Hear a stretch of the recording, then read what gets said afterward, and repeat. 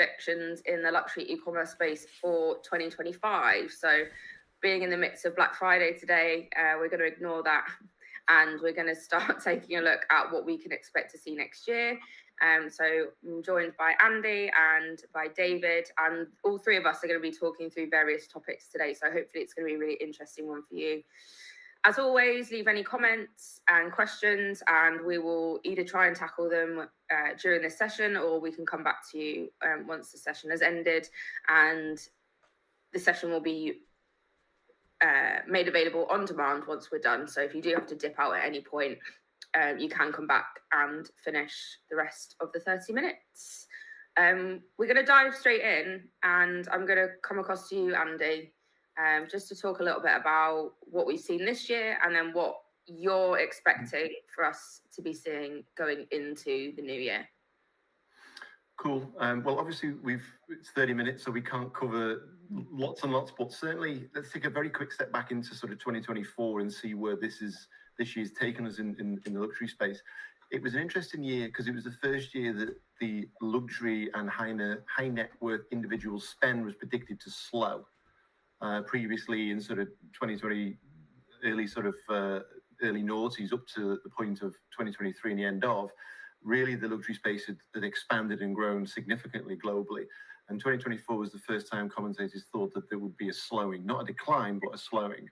And so looking into 2025, the general view is that slowing will continue and there won't be rapid growth. But, so that's the slight sort of downside, negative thing to this webinar, that there's a slowing. However, that space is still huge. And there's still plenty of, fruit on the trees to pick, which leads me to my first point, which is where do I think those sort of low-hanging fruits are, or what are the trends pointing towards in 2025? Well, there are a number of different reports that comment that the top 5 high net worth countries, based on volume essentially, is USA, Japan, Europe, with France and Germany leading that, and China. So cross-border expansion for brands is going to be vital. And maybe 5-6 years ago, that process was a little more difficult to internationalize a brand, or increase its presence or foothold, or launch in a new territory. But actually now, with platforms such as Shopify and integrations with fulfillment partners, global fulfillment partners such as Globally, and also the Shopify marketplace, and a number of other options, it means that launching into a new territory actually is much more manageable. And what we believe, and certainly one of the drivers for our clients that we're pushing in 2025, as we have in 2024, is that focus on new customers and finding those pockets of new customers in new territories. So those two strategies together, and a focus on those two strategies together, I think is really going to catapult brands, luxury brands, targeting high net worth individuals into 2025. And eMarketer did a piece of research, and they estimate that 1/3 of digital US buyers will buy cross-border in 2025. Now, 1/3 of high net worth individuals in the US, which I've just mentioned is the biggest market globally, is going to be quite a few dollars, pounds, or euros, depending on where you're converting it. So the focus really has to be on a development of new customer. I think the challenge for some, and what we see often, and one of the first tasks that we often do for clients, is help them understand who their current customer is in the UK or France or Germany, wherever they're based. Because you can't really understand what their customer might look like in a different territory until you have a firm grasp of who your existing customers are now. And actually, some basic segmentation of, high spending individuals and looking at their profiles within your CRM is a really, really good place to start. So certainly cross-border, I think, is my first point. Would you say, sorry to interrupt you there, Andy, would you say that taking a look at an international strategy like that, would you house it all together, or would you take a look at whether a separate strategy is needed for those Asia Pacific countries like Japan and China, that maybe consumer habits or the way that their infrastructure works is slightly different to the likes of the UK and the US? Would you suggest kind of taking a look at that strategy as something singular and removed, or would you everything as one big kind of global strategy. For a luxury brand, how would you advise them to take a look at that from a geographical perspective? I would say pick on one territory and be a master of that before you look elsewhere. The logical for most UK or European-based brands generally is going to be the US or Canada, partly because of the volume of high net worth individuals, but also just the size of the market. The language is similar, but to your point, and the reason why I mentioned the language is similar, moving into the US, culturally, it can be quite different from east to west coast, never mind UK to US or Europe to US. So I know, DJ, you're sort of, you're a big fan of micro testing, lots of micro testing. So my advice would be pick on one territory, pick on one channel. So for example, Meta, and do multiple copy tests, multiple image tests, using the information that you know from your existing campaigns, in this part of the world. So which images work, what copy works, and then make some slight changes to those potentially, or run A/B tests, or A1, A2 tests, as per one of my recent LinkedIn posts, and run those side by side, so you get a better feel for not only who the customer is, but how they're responding, and then you get a really good blueprint for what will work across programmatic, what will work across Google search, what will work across organic channels as well. So pick one territory, pick one channel, and then expand laterally. Great. So what you're saying is don't suddenly just include every country in the whole world into your strategy and call it global. It's much more nuanced than that. Correct, because I think some people will engage a partner like Globally, and Globally will say, right, we can fulfill and deliver and change currency and do all these fancy things in 150 countries around the world automatically for the same cost. And so brands think, wow, let's do that then. And then they start to realize that a Malaysian customer buys very differently than a US customer, that then buys very differently than a French customer. So there's these nuances of language, there's the nuances of product positioning and how customers buy and the tone. So yeah, again, like lots of growth strategies that we focus on, start with a sort of horizontal growth and then grow vertically from there. Perfect. The other thing is that I think will become, isn't a new thing, but I think will begin to grow a lot, is personalisation. Now, personalisation is a really, really broad topic. But what we're seeing is that interest rates, particularly in the UK, that have been really high, have caused lots of people to become worse off. So mortgages have gone up, people's sort of availability of cash has become a bit tighter. But of course, the converse side of that is that people that have lots of money in interest accounts have been benefiting from quite high savings. So actually, potentially, there is more money around for high net worth individuals. However, we have noticed a shift in buying behaviour, which is that the demand on the service that they get seems to be higher. So it's no longer having a high value product with a nice looking website and some nice, elevated copy, and then they will come flooding. There's a lot more that needs to go into the support, the customer service side, and the personalisation of messaging, and what that customer expects from a website has become much more elevated in the last 12 months, and I think will continue to be so. And examples of that really are things like personalized coupons, or one way you can capitalize on that is personalized coupons. So one of the strategies for Black Friday, Cyber Monday period that we've been suggesting with clients is that your existing customer base gets access to Black Friday. Not necessarily everybody in the entire world, all new customers, all existing customers, and personalize those messages when they receive it, making them feel special, making them feel that they're getting something different that most people aren't getting. And it's that exclusivity, and adding that into the e-com plans and the comms, I think is going to be pretty important. And taking it a step further, if you can segment, as I mentioned earlier, who your high net worth individuals are and how they behave, when they return to the site, if you can give them a different site experience based on previous products purchased or previous products that they've viewed, and almost change layouts or even change nav structure, which is a bit more complex, but certainly changing content and tone, and even inserting people's names into pages is something that HubSpot did maybe 10 years ago in the B2B space, where you'd go on a page, come away, come back, and it'll say, hi Andy, I thought this piece of content was useful for you. And it's like, what? How do they know that? And moving in that direction, maybe not as aggressive as that, but certainly moving in a direction where the customer feels that they are central to your world as a luxury brand, will maintain increased average order value, and is a really interesting way to try and put that messaging in front of new customers as well.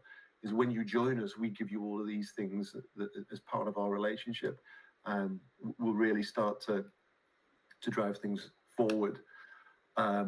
I think one very, very quick point, so that's cross-border growth with new customer focus, it's personalization, but also one thing that is really, really going to take off in 2025, it already has in 24, is social search. And already 18 to 24-year-olds, 40% of them are preferring to use a social channel to search for content than Google. And what we're noticing in the last half of 2024 is that older age groups are also following suit. So if you think TikTok was something for the kids, that's not the case. And if you remember years ago when Facebook was launched, if you're as old as me, I remember when Google was launched, that's a bad thing. But if you remember when Facebook was launched, it was a kids thing. It was 18 to 24. And then what happened was 18 to 24-year-olds left home, went to Australia, did a year around Australia or interrailing around Europe or whatever they did. And the parents thought, I want to see what they're doing. So they then set up Facebook profiles, and all of a sudden the age demographic of Facebook grew. And the younger people said, well, I don't want my parents following me around. So they left Facebook and went onto Instagram. And then they left Instagram and went to Snapchat. And then they sort of move around. So, but older age demographics tend to follow in a trend. So I'm going to do some content on social search over the next month or two, just to go into a bit more detail. I think we may do a webinar, Danielle, on social search as well at some stage. Might be interesting for people, but optimizing your activity, knowing that people are searching for it through social channels, I think is going to be big in 2025 as well. Perfect. I just wanted to add something really quickly onto that personalization topic that you touched upon there. And I think this is very specific to a luxury customer. So when you think about a store experience for luxury brands, for instance, I used to work in a really high-end jewelers when I came out of university, and the experience that we used to give to customers was unlike anything that I'd ever experienced in a retail environment.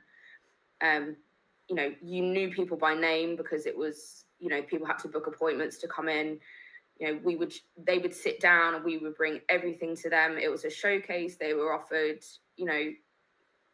champagne or, coffees. We had artisan pastries. It was like a whole experience, and people would spend hours trying different pieces on, and there would be discussions about, personalizing things or, being able to adapt certain stones and certain rings. And that is what people quintessentially think of as like a luxury shopping experience. It's almost that kind of personal shopping where you go in and you're taken care of, which is not something that you necessarily get in the UK specifically in your normal high street stores.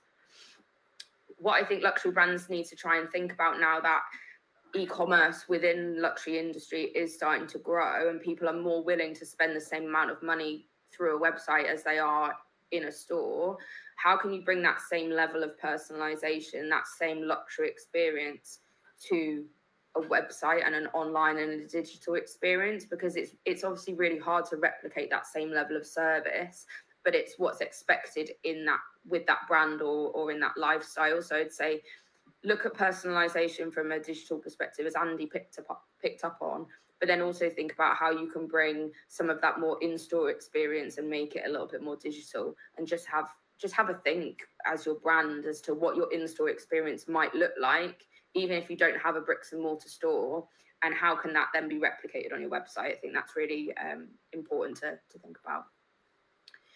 I'm going to come across to David now, because David talks a lot about things that I don't understand as much. So it's always really interesting for me. David, your kind of top two, really quickly, top two things that you want to cover off for 2025. Sure. So the first thing I want to cover for 2025 in the luxury commerce, and it's a bit more social channel, is the usage of AI. But everyone knows AI for creating texts with ChatGPT, or everyone knows AI for creating image with the likes of Midjourney. What I want to talk specifically is a bit more technical and a bit more in the background, but it's really important, and it can be really effective, and it takes a big place in every retailer social strategy. It's the usage of AI for targeting. So, the big revolution for Facebook, for example, when they came out to the market, was that, wow, we can now decide to show our ads only to people that are targeted. And we can decide that only people, I don't know, you could target male that are fans of this football team, that follows the page of this football team, that watch this TV show, that follow these brands, etc., that have this behavior, that are affluent, that are this age, etc., that lives there on those targeted geographical zone. So you used to do that, and we thought it was a revolution, and it actually was, right? And now this new way of targeting thanks to AI, which is, instead of saying I'm looking for a profile, it's more of the AI make tests and profiles people who respond positively to the signal. So it can be a view time, it can be a click, and then there's also a lot of signal down the funnel, though it's always start with a view and then a click, and then possibly the time on site, or do they watch product pages? Oh, do they put products in the cart? Do they go to checkout after the cart, and so on until the purchase event? And so AI now is capable of saying, wow, I know that this population that has this and this and this and this specific data point, which are not necessarily, and it's a black box, so we don't know exactly how it works, but all this concept of neural network, there can be so many granularity. So, you said you don't really understand what I'm saying, but in this particular case, I don't really know what's happening in the background. What I know, though, is that it is a new way of targeting that we've been using already in 2024, and I believe it's going to be more of a deep trend, that now the new way and a better way to targeting your targeted market, basically, or your ideal profile of user, is to let the algorithm and the AI decide for you. And it will go, and we'll see it, and we do that every day now at RGA. We've been doing that for a couple of years. It's led the algorithm, and to be honest, we're not very confident in the beginning. We're like, whoa, are we really going to back out and let a machine? And then, do we really believe? And then even the clients, we really had to, once we saw it were working, we had to convince them to trust. And the results were there. The machine is more effective and more efficient to go and say, I know the type of user that respond, and I'm going to show your ad and spend your budget on those guys, because they complete the funnel. They go through the funnel, and they become, and the proportion, the percentage of people who convert are higher. So that's one big trend. We see that in the products of like Meta Advantage Plus campaign. On Google, there is the Performance Max that also can work like that. Of course, those guys and those companies will let you the possibility of deciding yourself if you still want to target, and you still have the targeting option. But the behaviors that I believe everyone will take more and more is to stop come and micromanage the machine and let the machine do itself, because the results are better. So yeah, so that's my first point.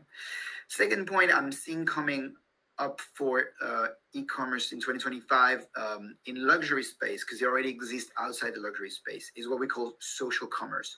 So what's social commerce? Is basically you produce a content for a platform with the goal of not people going to your website, but people shopping directly in an embedded shop that exists on the platform. So Instagram and Facebook does that. TikTok does that, and TikTok is a big one. So far, we've been seeing product in the ballpark of anywhere between $2 and $40 pounds range of price being sold this way. So there's more candy, little gadgets, etc. Little things.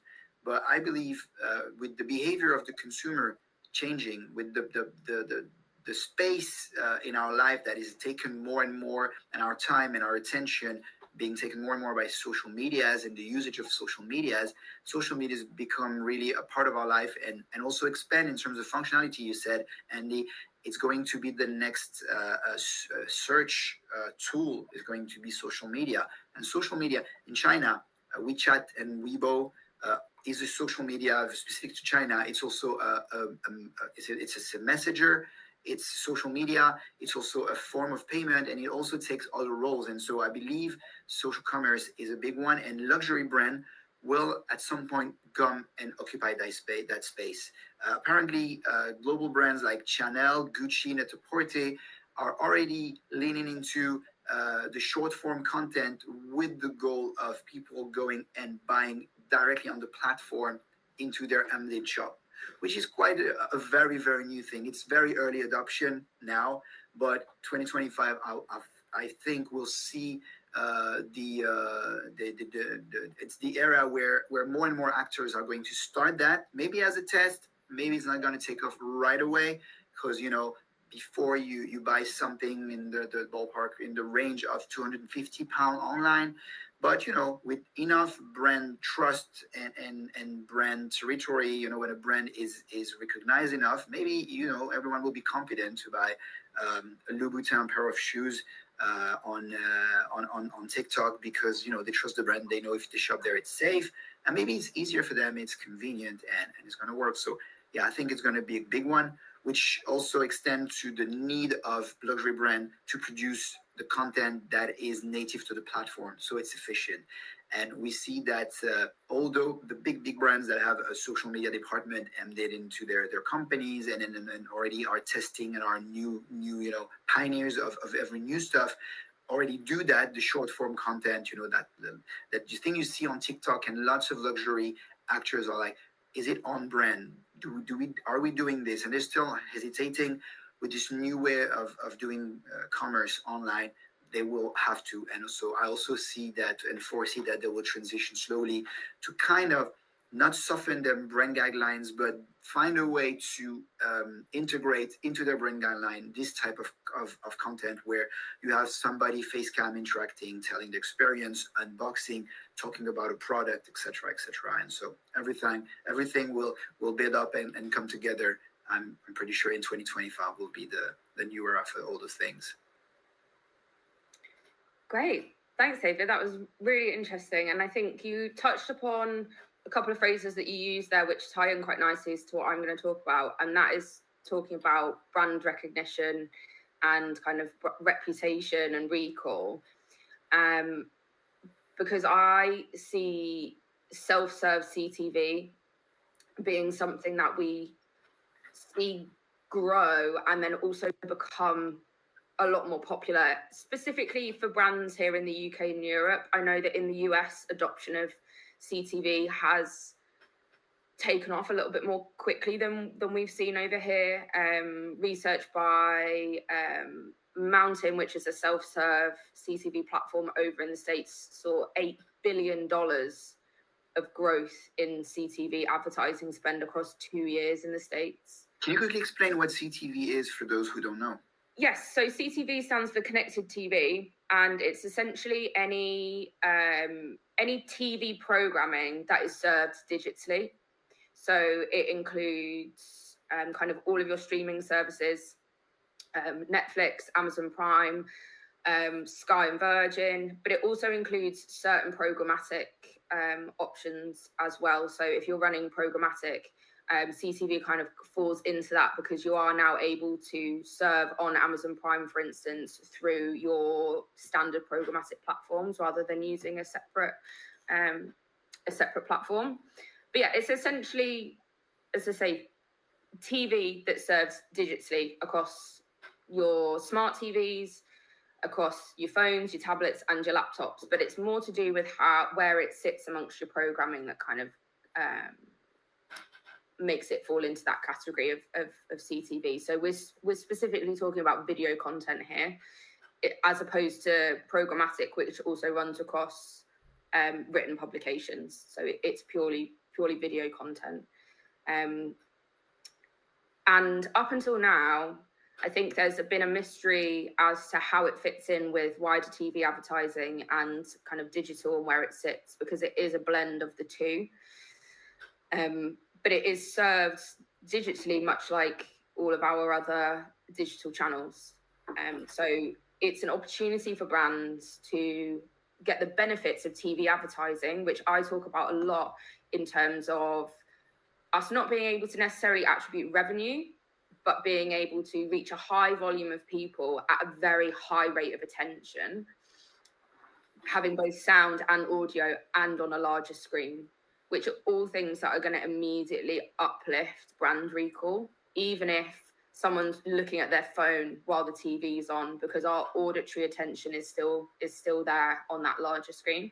So there's loads of psychological and cognitive reasons as to why TV advertising is so effective at that, and it's not something that I have time to go into at the moment. But in terms of looking at CTV specifically as a channel, I think it hasn't been adopted fully yet, as I say, especially in the UK. And I would say especially as well in that luxury space. I think there's a massive opportunity for luxury brands to be able to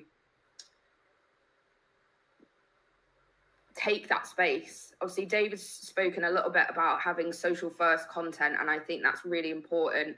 And there is some trepidation in that, in terms of it lowering your brand reputation, and maybe it not being as shiny or as clean as you would think a luxury brand would be if you're looking at TikTok live or user generated style content. Well, this is an opportunity then for you to showcase that campaign footage, or the big campaign videos that you have, that's then supplemented by that social content, and it's really being able to cover both bases, and you serve that content without a TV price tag. Entry level CTV, I mean, we've run campaigns on Netflix, Andy, haven't we, for as little as £1,000. Sky AdSmart, the entry level is £3,000. And the targeting options on Sky AdSmart are very, very sophisticated. So if as a brand you're worried about wastage or worried about not hitting high net worth individuals, that can be combated through various targeting that a lot of these platforms now have in place. Linking back to Andy, if you wanted to look at international expansion into the US, there are US specific CTV self-serve platforms that would allow you to serve video content across US programming. So looking at NBC, and if you were a luxury sporting brand, ESPN, all of these larger American networks you're able to tap into from a digital perspective whilst you're sat in your office in London.